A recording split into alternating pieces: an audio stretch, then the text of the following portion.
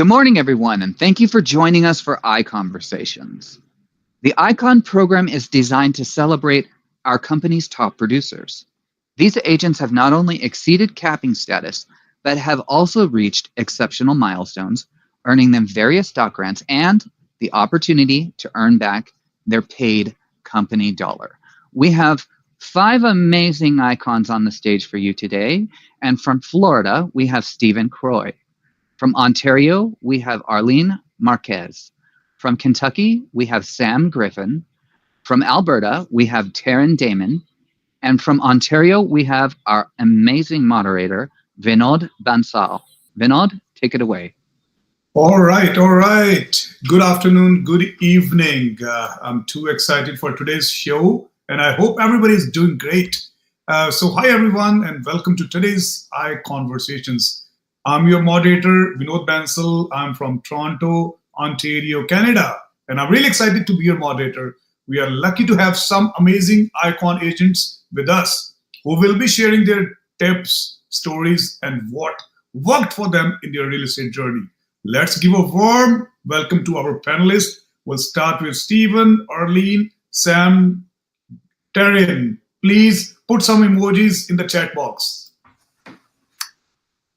And thank you for all being here and for taking the time to help and inspire us. So let's start today's show. And we'll be starting with small introductions. So we'll start with all the panelists that if you can just tell, a little bit about yourself, where you're from, how long you have been with EXP, how many times you have achieved the status of ICON. So let's start with Stephen from Florida. Great. Awesome. My name is Stephen Croy. I'm in Jacksonville, Florida. That's the northeast portion of Florida. Been in real estate my 23rd year. I've been with EXP. I think next week will be finish my 7th year anniversary. And I have achieved ICON status 7 times. Awesome. That is great. So we have a lot to learn and know from you, how we can be consistent and how we can achieve this status year after year. Welcome, my friend Stephen. Thank you very much. Right? Okay, so Arlene, it's your turn.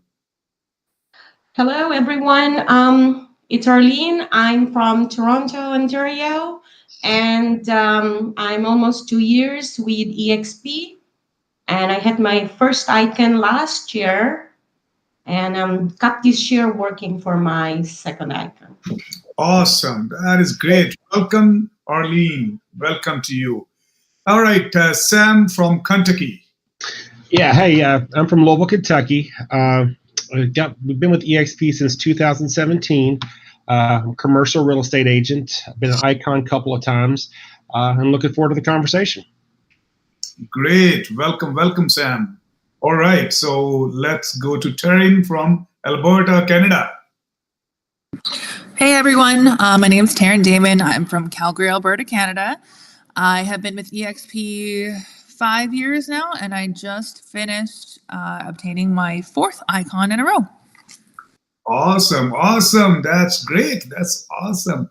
All right, so myself, Vinod Bansal, I'm from Toronto, Ontario. So this is my 4th year, and I have been ICON 4 times, and looking for more. Like Stephen, every year, we all should be ICON agents. Welcome once again. All right, so let's start with today's show. So we'll start with the market scenario in your marketplace. So my first question to Stephen is, what are you seeing in your local market right now that other agents across the country should be paying attention to? Please. Sounds good. Thanks, Vinod. Our local market in Jacksonville, Northeast Florida, we're seeing a lot of what some other cities around the country are seeing. We're in a position right now in 2025 where we're seeing increased inventory. The inventory is definitely on the increase. And there's 2 metrics that I'm following really closely, and that is, there's a list that's been put out on the internet and on local media channels as well, that we're approximately 120% more sellers right now than buyers. So I'm watching that very closely.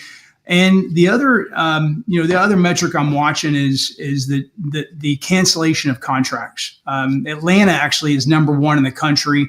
Unfortunately, Jacksonville, we're in the top 10. That's something that's very important to watch.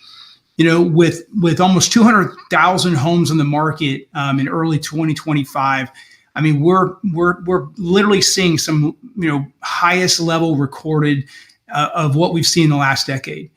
Properties right now that are priced too aggressively, they're remaining on the market longer. With many listings that are seeing price reductions. We are comparing, homes that sold 3-4 months ago. We probably need to be looking at a shorter time span and looking forward into what's hitting the market and how long to expect to see those homes go under contract. These trends are reflecting seasonal shifts. But the price sensitive buyer right now, from what we're seeing, is buyers are looking for the best price at the best home at the best price. And like I'm telling my sellers, you've got to be the best looking at the best price right now. And if you're not, you're going to sit in the market. And so we're doing evaluations for our sellers on a continuous basis, making sure that we're keeping them in tune to the market, letting them know that the market is speaking and we are listening. So that's a little bit about, I think that answers the question. Right. No, thank you very much, Stephen. So basically you have a lot many sellers than buyers in your marketplace, right?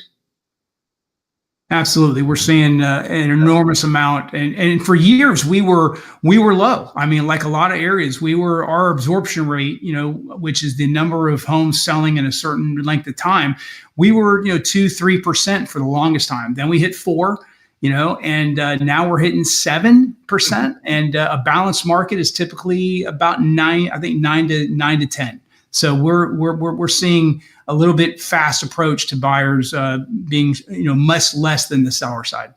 Right. And another question associated with this that might help a lot of agents who are watching this show is that, let's say if you have a property in the market for last 3 months, right, and you don't have a lot of interest in that property, nobody's kind of coming there, but your seller is stuck to a price point. How would you navigate that situation?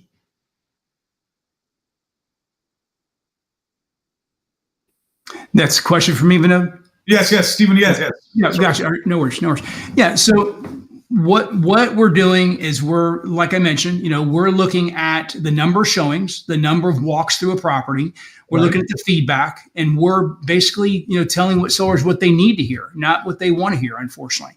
And so by giving real time knowledge and actual feedback of what's happening, we're looking at what's being sold and the pricing and looking at the condition and the location. And we're basically, reporting that back to sellers, and we're helping them navigate this different market, because this is a market we haven't seen in a while. Now, I have seen this market before because I've been doing this for quite a long time, but some other agents have not. And so we definitely, as we say, who you work with matters. And we are providing good, sound information and metrics to our sellers to allow them to navigate the market and try to get their home under contract to sell. One of the things that make agents really good, and we find ourselves in that category, is that we're very good at vetting contracts. So our cancellation rate's very low, and that's very important, because the last thing you want is a cancel contract. And like I mentioned earlier, those are on the increase.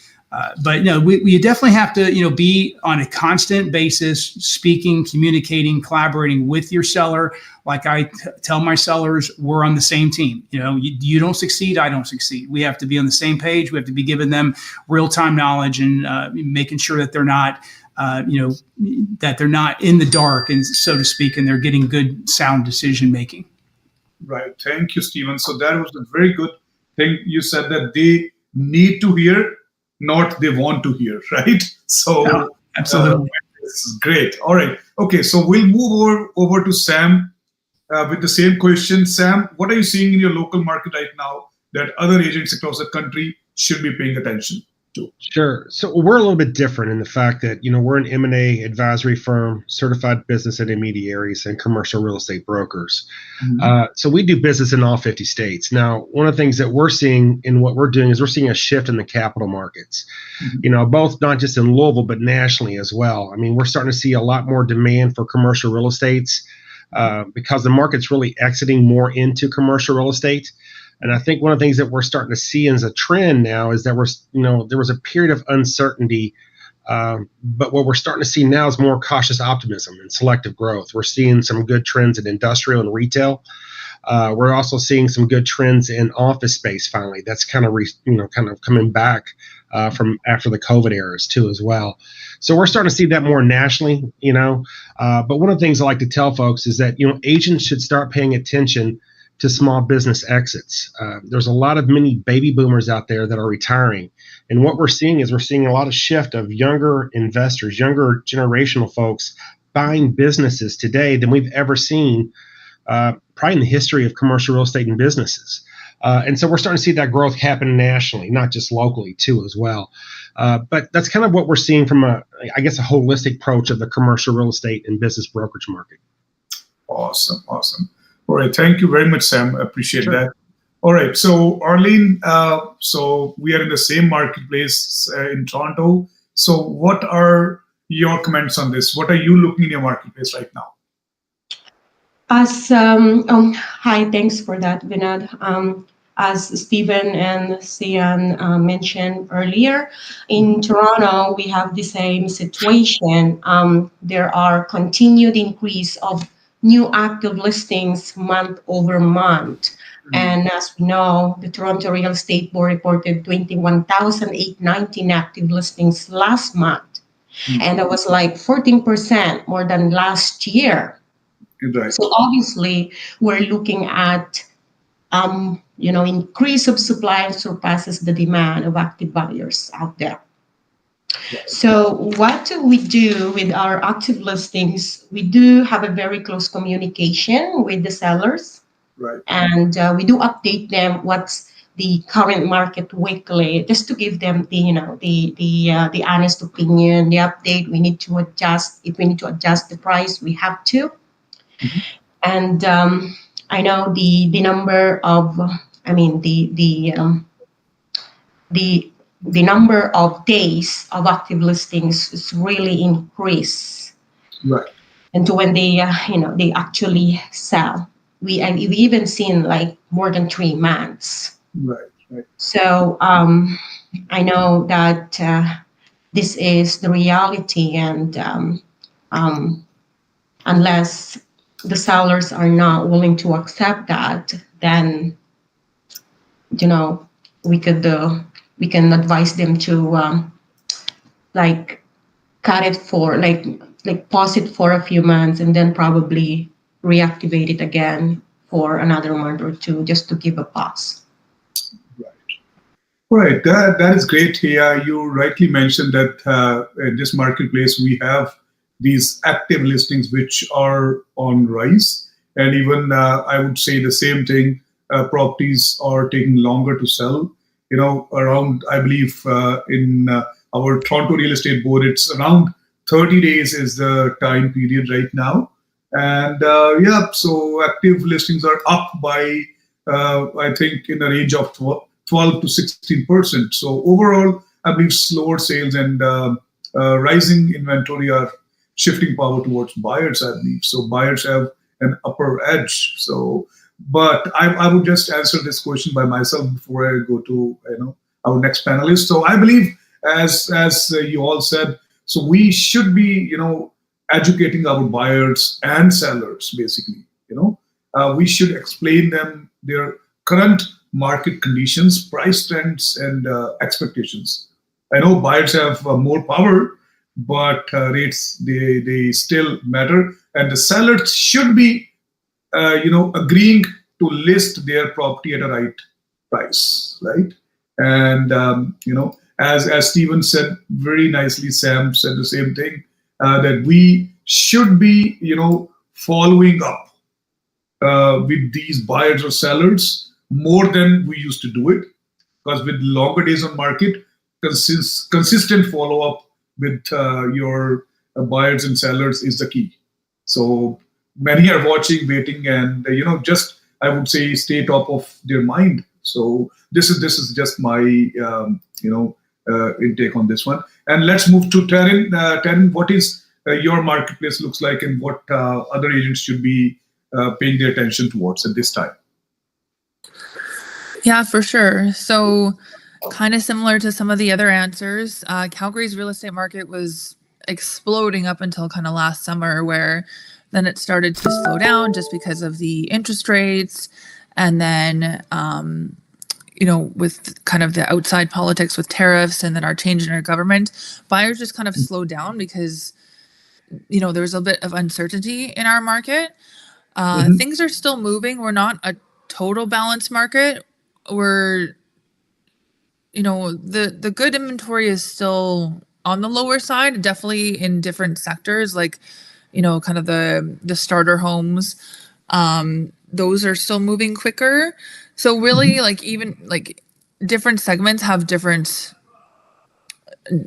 speeds of the rate that things are moving. Like condos, there's a million condos. So condos are not moving at all. But, those starter homes and those homes in the more desirable communities, those ones aren't lasting very long. So things are still moving. It's just at a much slower pace than what we've seen in Calgary for the last 4 years. And so like everyone had said too, it's really about educating the sellers and the buyers, because, the sellers, they're expecting to get multiple offers and sold on day one, etc. But that's not what it is.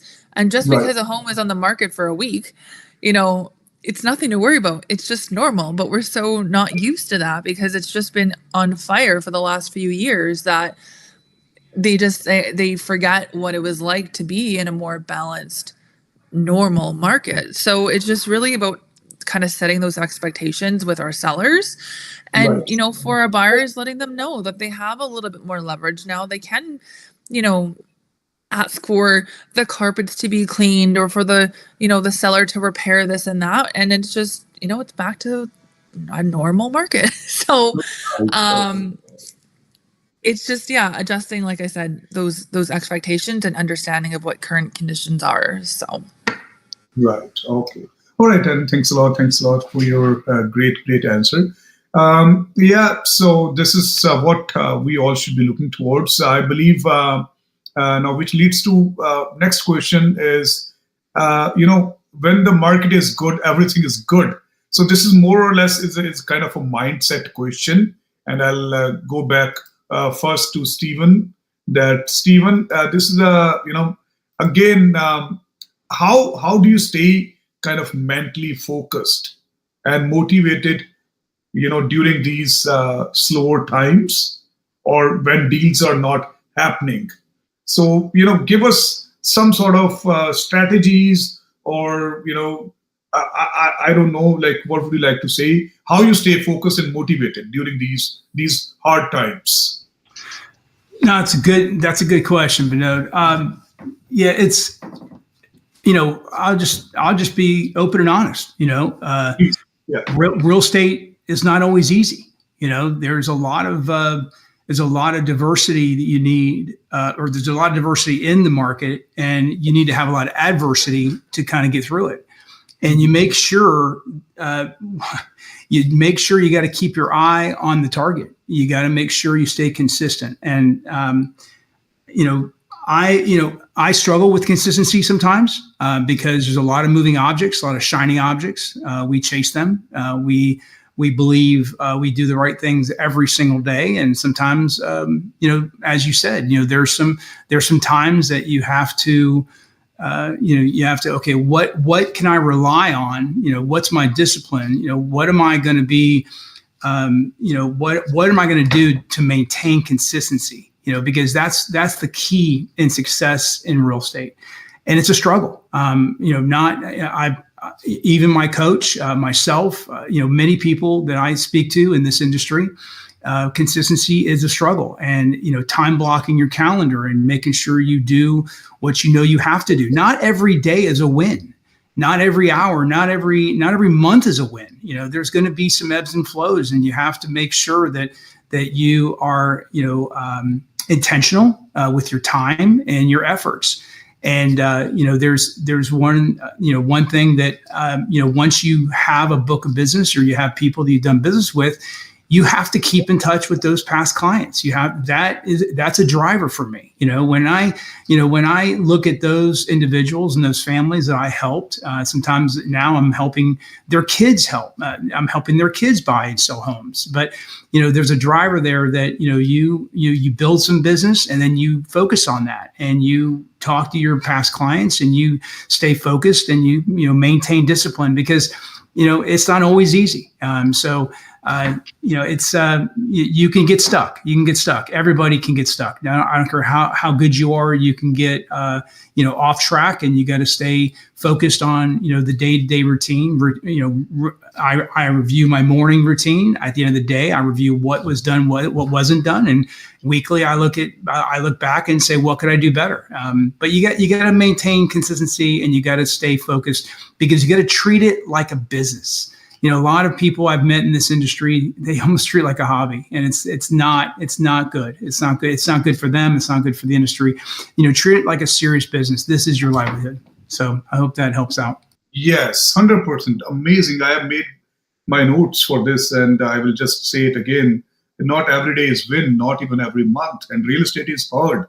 So I believe keeping in touch with your SOI, sphere of influence, is must, because from there, you can probably get multiple deals from one family. So yeah, and treat real estate as a real business, which is amazing. No, thank you very much for all these inputs, Stephen. Really appreciate it. Right? And let's move on to Arlene. Arlene, what would you say on this? Like, how do you kind of stay focused when the market is hard or deals are not happening? All right, thank you, Vinod.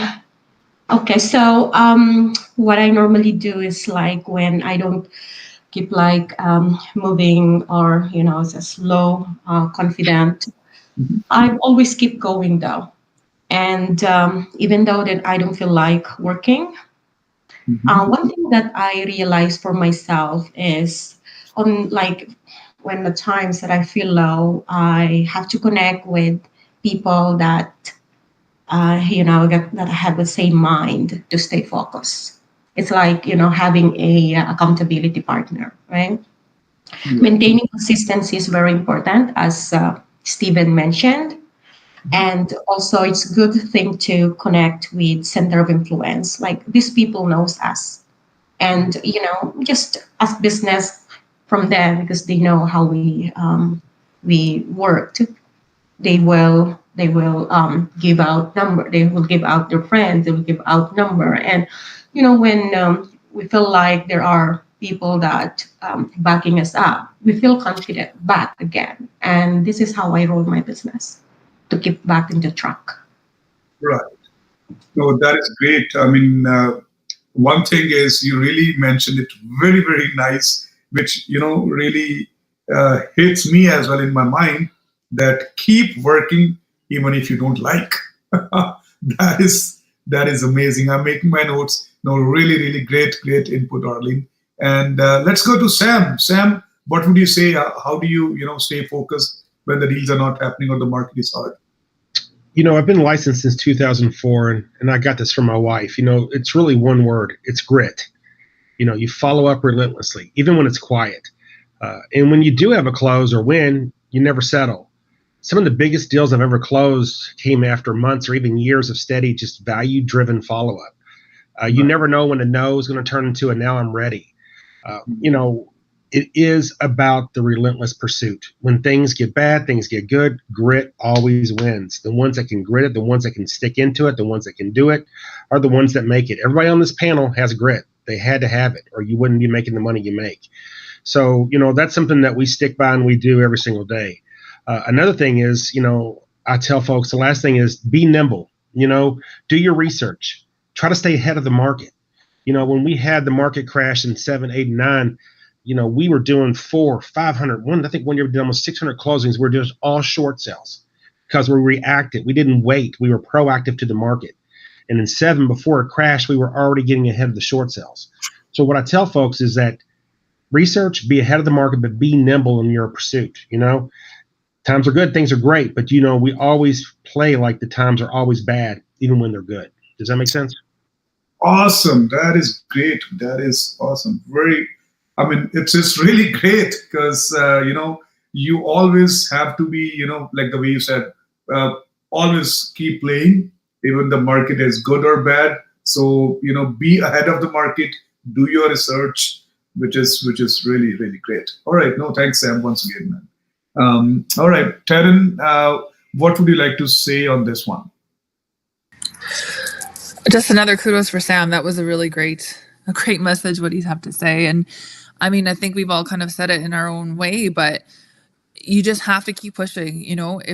If business isn't coming to you because it's not good, then you have to go out and get it. You have to fight for it. You have to do the open houses, the door knocking, the letters, the community events, whatever you got to do to get out there and keep pushing to connect with those people, because there's always going to be people buying or selling, but whether or not they're going to be using you. And so that's why you need to go out there and get it and fight for it to make sure that they are going to be using you. So that's what I would say.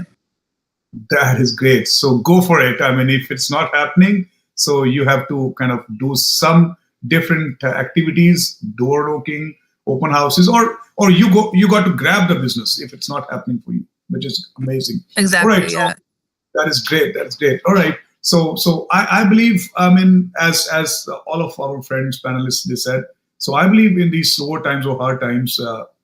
So even I remind myself that real estate is a long game.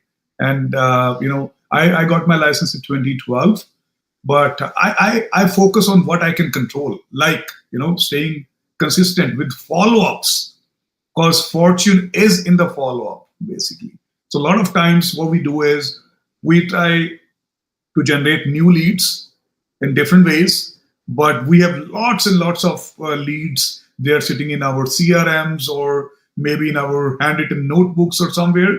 So we don't follow up with them, right? So as one of our panelists said, no can turn into now I'm ready. So no can be now I'm ready. So learning something new and showing up every day, So, and that's it. And I also take time to recharge. I mean, if you really, really need a day off or half day off or 2 days off, take it.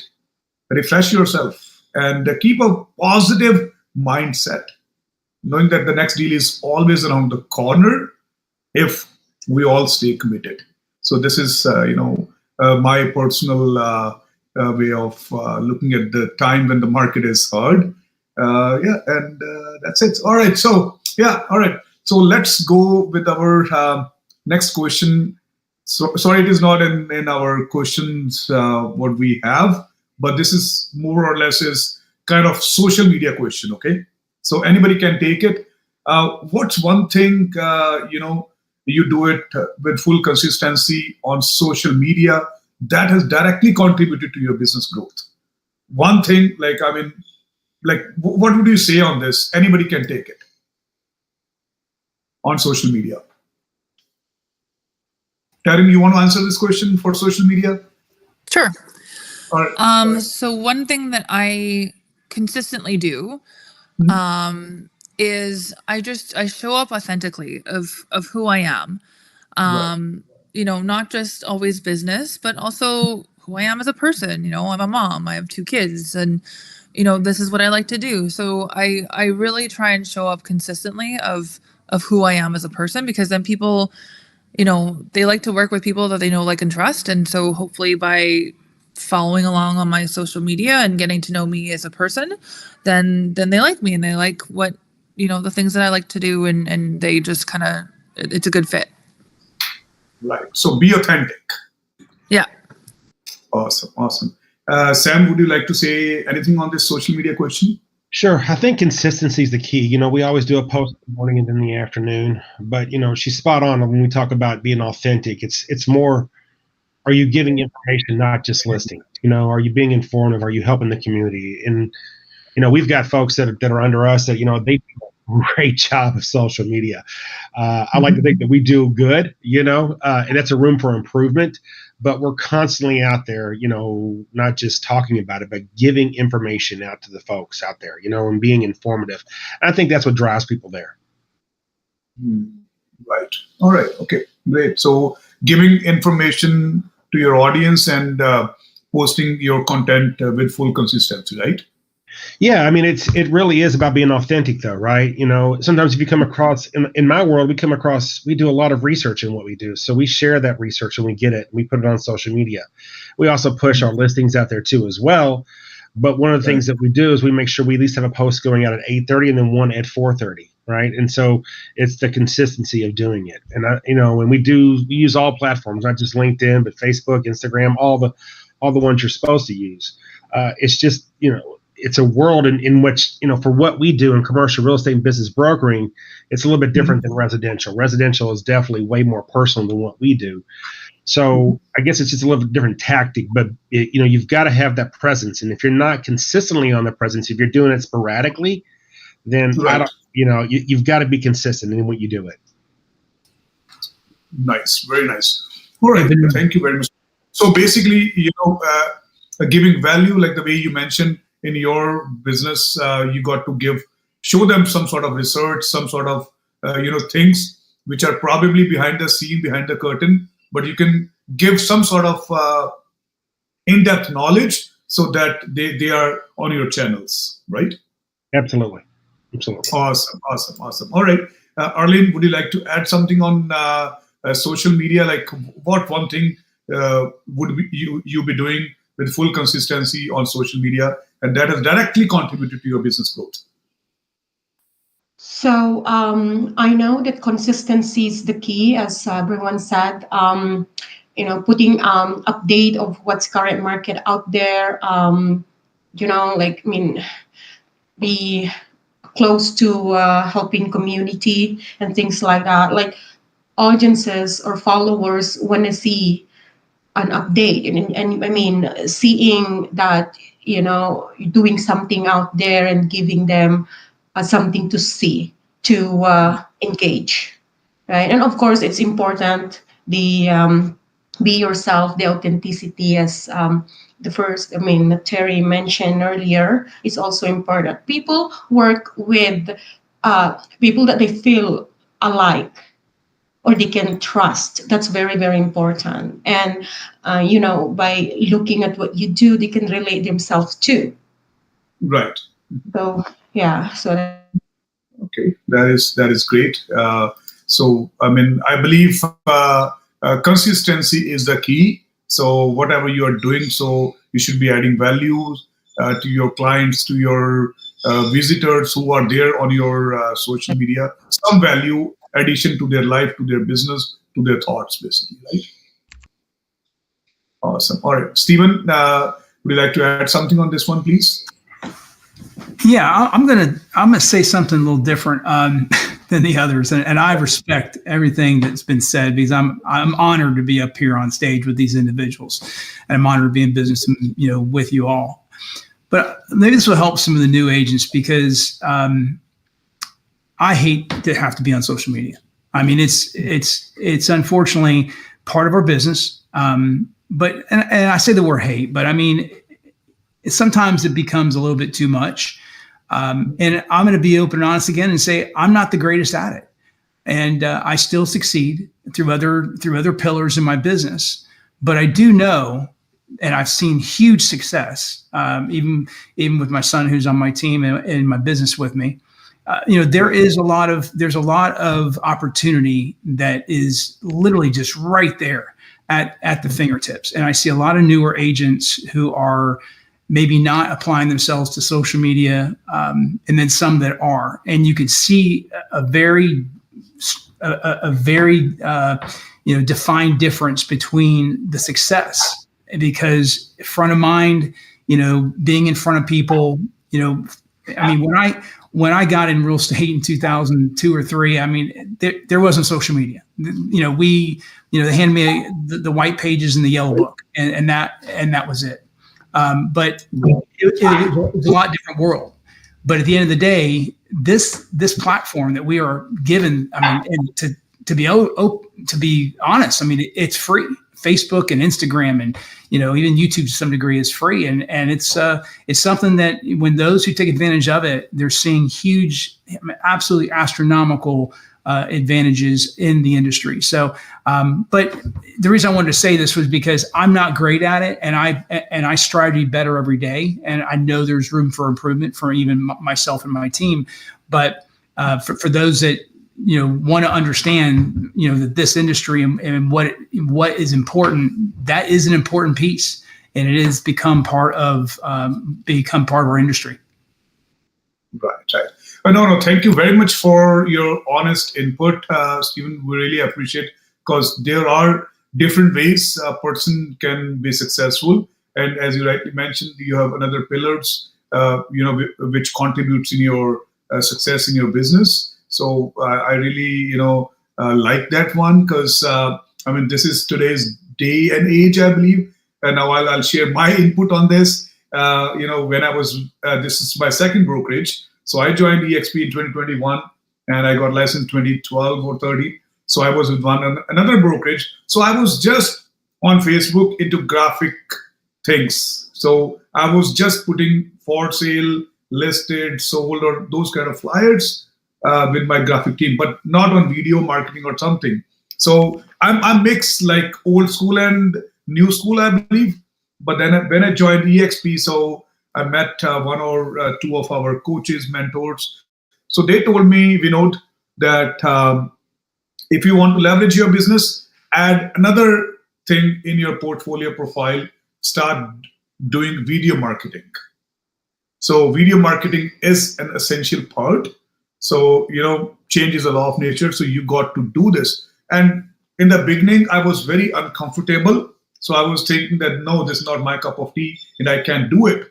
But then, slowly and steadily, I started my, channel on TikTok, Facebook, and on Instagram. Slowly and steadily in last 4 years, one thing I would admit that I try to be very consistent.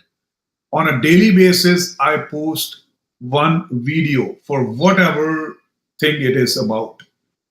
It's not always now for sale, just listed or sold, but that contributed, a lot in generation of, I would say organic leads, right? But it requires lots and lots of consistency, and you should believe that it's kind of working for you. So you should not be counting your likes, followers, or whatever. So you should be posting some authentic, as our other panelists they mentioned earlier. So post something which is authentic and something which is probably adding values to other people's lives in terms of their business or growth or mindset or whatever. So I consistently show up as myself. So and I believe that builds trust. So people feel like they know me before even we talk, and that certainly leads to more referrals and new clients. Believe me, they are reaching out directly through my social media. So again, it depends how you take it and how you do it, but it really kind of helped me in growing the business. All right, that's good. All right, so now let's go with this is more like now your another question. How do you balance pressure of production with your personal life, family, and mental health? And what boundaries or practices have helped you the most? We'll start with Stephen. So you are in business from a long time. So how do you kind of balance the pressure of your professional and personal life, family, and mental health? Excellent. Yeah, thanks for the question. Well, my situation may be a little different than some of the others or other agents, but I work basically with my family. So my significant other has been with me for almost 20 years with me, and my son, he's in his 11th year. So family's right, like in the next office. But at the end of the day, There's other family and other family members that you try to balance. Like my younger son, who's chosen a very successful business or a successful career in a different industry. But at the end of the day, you got to know what I personally need to know. What is going to give me the release? What is it that just takes all of the stress or all of the, how can I get away from it all? And for me, it's fishing and boating. I get out on the boat, get on the fishing, even if it's on the shoreline. I just the piece of it, I can separate myself and really kind of disconnect. And you got to be able to disconnect to kind of reset. They say reset the batteries, right? And that's my dad used to say that a lot. He'd say, Steve, you got to know when to reset the batteries. And so, that's my secret. Not really secret, but that's a little bit about me and how I handle it. All right. No, thank you very much. Thanks a lot. All right. That's great. Your family is in your business. I mean, that is quite, it's good for everybody. But then again, as you mentioned, that you have other people as well. So you set boundaries, which is great. Arlene, what would you like to say on this? How do you kind of manage this whole thing, your personal, professional, mental, and life balance? So what kind of boundaries your practices have you, they have helped you the most? All right, thanks for the question, Vinod. It's I was kind of laughing myself because this question stuck on me, and because I'm a person that I just love to work. Even the times when I'm it's like personal problem or other stresses that surrounds us comes to me, work gives me the balance. But we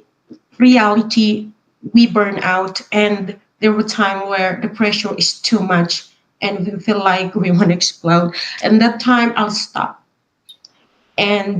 working and I just rewind it. So I kind of quiet. I want to be quiet. Like I put myself away to my normal routine. And it gonna take me like a day or two, maybe a few days. And Right. The good thing here is once I do that and I think I can think properly, once I come back strong. Right. And probably not everyone is same as me, but I found myself being good with it. Like I feel the balance on it. Nice. So that applies to me. Maybe we really need a break when things will not. It's not. No, which is good.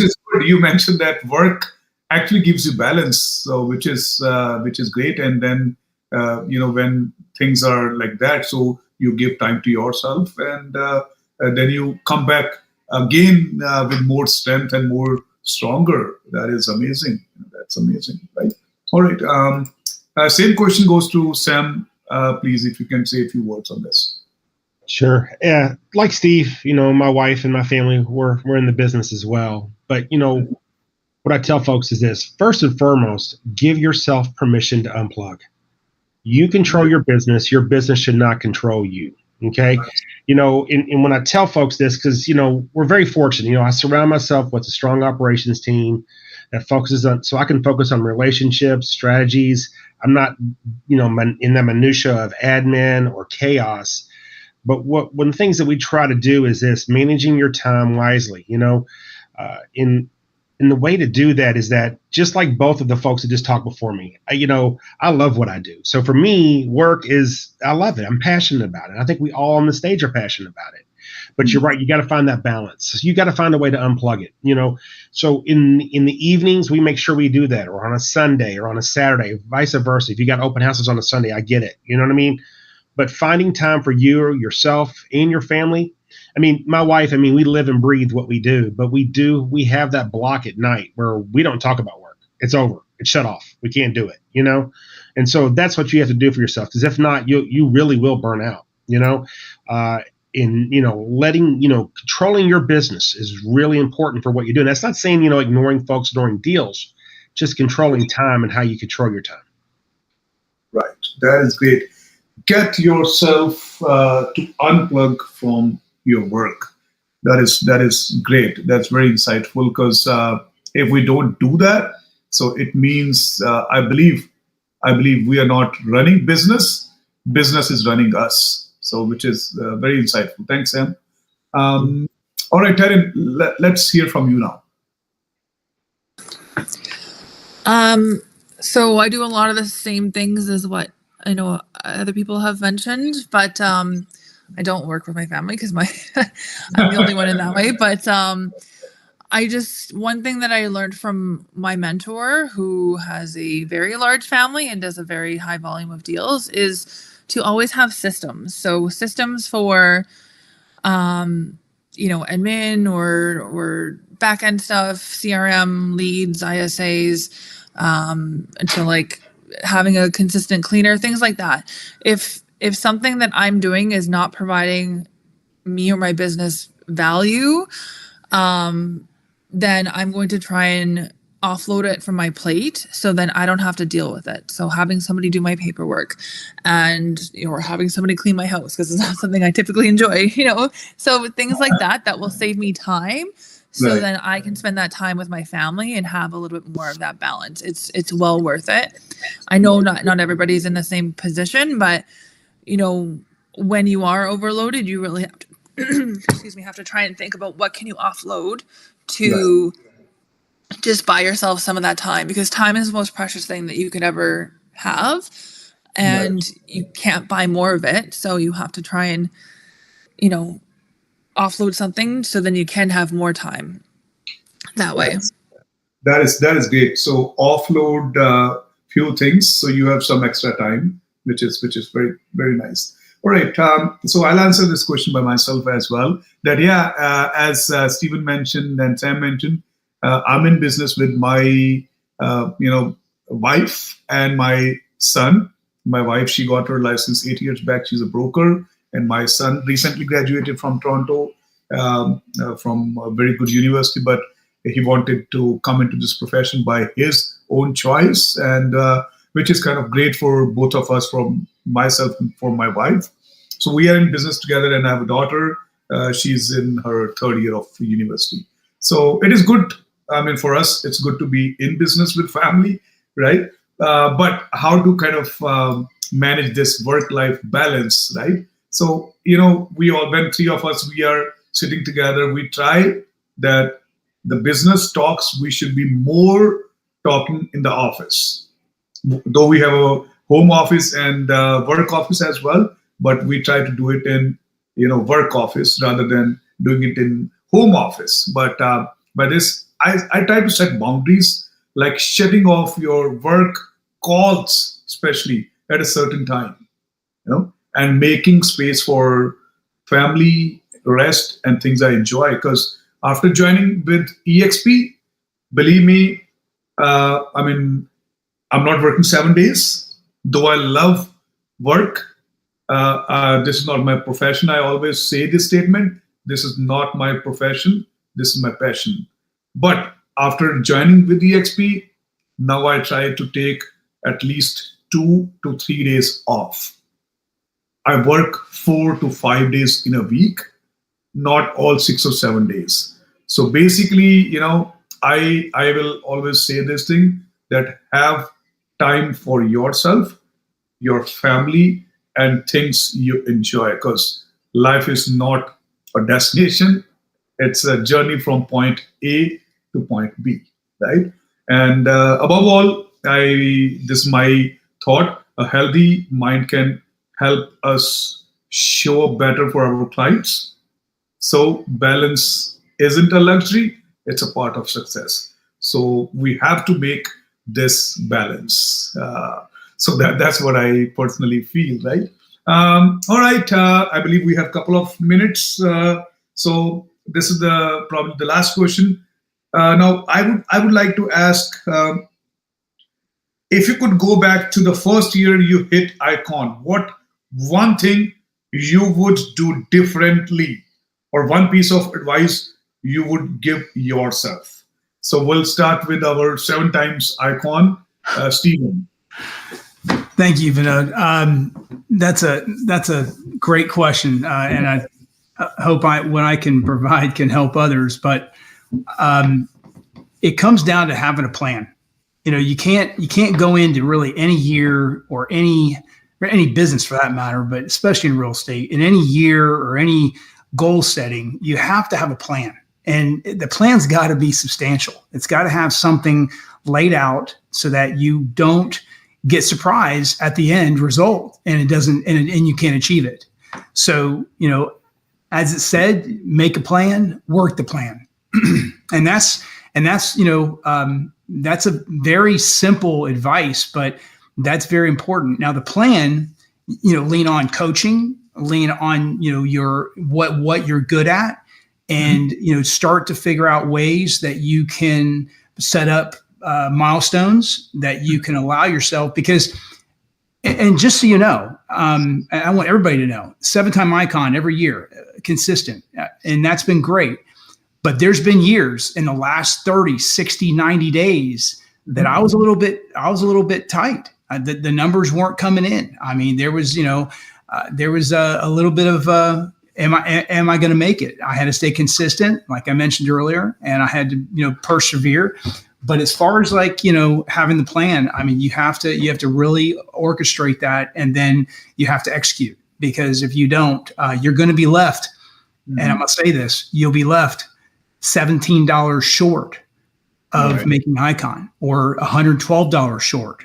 And there's different ways, to make sure you achieve the Icon status, as far as getting the requirements met.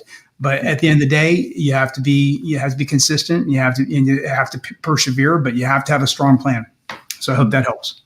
Thank you very much, Stephen. No, it really helps, because if you don't have any plan, and if you are not working on with full consistency, it's not going to work. All right. No, that's great. Sam, what would you like to add here? Yeah, I can tell you this: niche down sooner. And I mean that. The power in owning your lane, whether it's, I do commercial real estate, residential real estate, buyers, listings, M&A, franchise, all the stuff. But the moment I stopped trying to be everything to everyone and got laser focused on my core strengths, which is for me, franchise resale, sell leasebacks, profitable business, everything accelerated. So I tell folks, riches are in the niches. Do what you do it really well. Right. That's great. Riches in your niches, right? Very nice. And do it right. Very good. Very good. Arlene, what would you like to add on this one? All right. Thanks, Vinod. Like everyone said, we need to have a business plan and be consistent. One thing that I would say to add is find where we are good at to our business. What I mean to that is where are the business coming from, and make sure to enhance it, because we would like to have multiply, right, and be good on it to what we're good at. Right. Well, that's great. That's great. And Taryn, we have a couple of minutes. What would you like to add? Similar to what other people have said, but just never stop pushing. Similar to what Stephen said, there's been, once or twice where I'm like, okay, am I going to make it? Like I'm right at the last month or just right close. So you just have to keep pushing and never never stop continuing to grow your pipeline, because that's when, if you don't keep on pushing and growing that pipeline, then it will start to slow down. So even if you are, quote unquote, being successful and becoming an icon, you still have to keep being consistent and keep pushing. Keep pushing and be consistent. All right. Okay. So I'll answer this. If I can go back to my first year when I hit icon, what one thing I would do differently. So the piece of advice which I would give it to all of my friends who are watching is that, as Stephen mentioned, you should have a plan. That is number one, what you want to achieve. And then you have to work on that plan. And with that, now it could be anything. Because for first year, I believe I was trying to do everything by myself. I was trying to edit my own videos, for example. I was trying to learn CRM by myself. I was trying to learn, sending those email blasts by myself. So I was trying to do everything by myself. So now I realized that, okay, whatever you can do, please do it, because you can't do everything. You can't do everything, but you can do anything. So you got to choose what you want to do. So whether it is CRM, video editing, or whatsoever, right? So I try to do that. You should have a plan, and you should delegate some sort of responsibilities to the people. If you can do it. But if you can't do it, please get it done. So that's what I would give advice to myself and to others as well. All right. Okay. All right, guys. Thank you so very much. I believe we really had a great show. Thank you very much to all our amazing panelists. Huge thanks to you all. Keep growing, rise and shine. And I would like to thank everybody who joined us today on this show. And we appreciate your time, energy. So let's keep growing, learning, and I always say, staying iconic together. Thank you very much, guys. Thanks a lot. I appreciate it. Woo! Thank you. Thank you. Thank you. Thank you all for joining us today. That was an amazing show. If you're watching this on YouTube, smash that like button. And we will see you here next Friday.